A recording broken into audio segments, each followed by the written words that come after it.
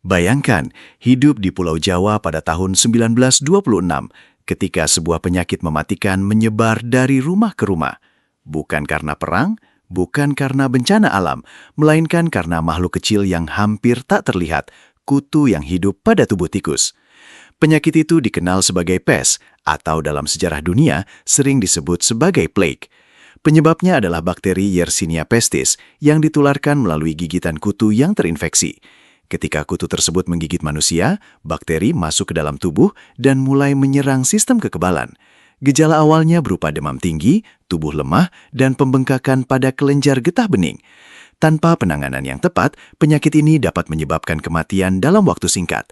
Pada awal abad ke-20, wabah pes menjadi ancaman serius di beberapa wilayah Hindia Belanda, termasuk Pulau Jawa.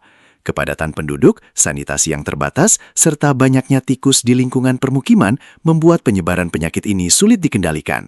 Dalam rekaman ini, kita melihat pasien yang terbaring lemah, tenaga medis yang berusaha memberikan perawatan, dan keluarga yang menunggu dengan cemas. Setiap tempat tidur menyimpan harapan.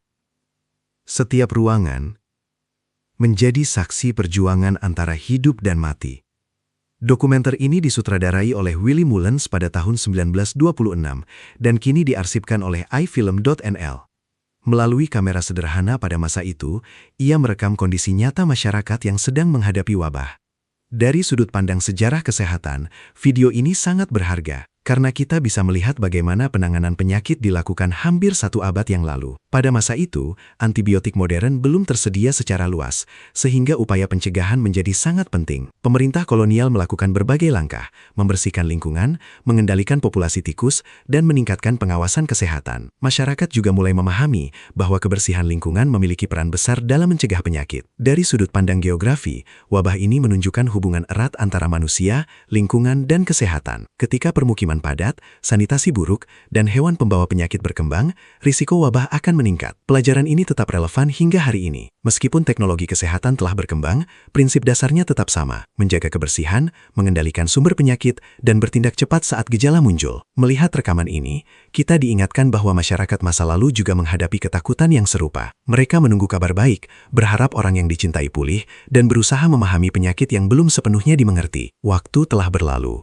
dan dunia telah berubah. Namun satu hal tetap sama, kesehatan adalah fondasi kehidupan. Dokumenter lama ini bukan hanya catatan tentang penyakit, melainkan juga kisah tentang ketahanan manusia, tentang dokter yang terus bekerja, keluarga yang tetap setia mendampingi, dan masyarakat yang belajar menghadapi ancaman yang tidak terlihat. Kini, hampir 100 tahun kemudian, kita dapat menonton kembali rekaman tersebut. Bukan untuk menakut-nakuti, tetapi untuk memahami bahwa sejarah kesehatan telah membentuk dunia yang kita tempati hari ini. Pertanyaannya sekarang, setelah melihat bagaimana orang-orang dahulu menghadapi wabah, apakah kita sudah cukup menghargai pentingnya menjaga kesehatan dan lingkungan di sekitar kita?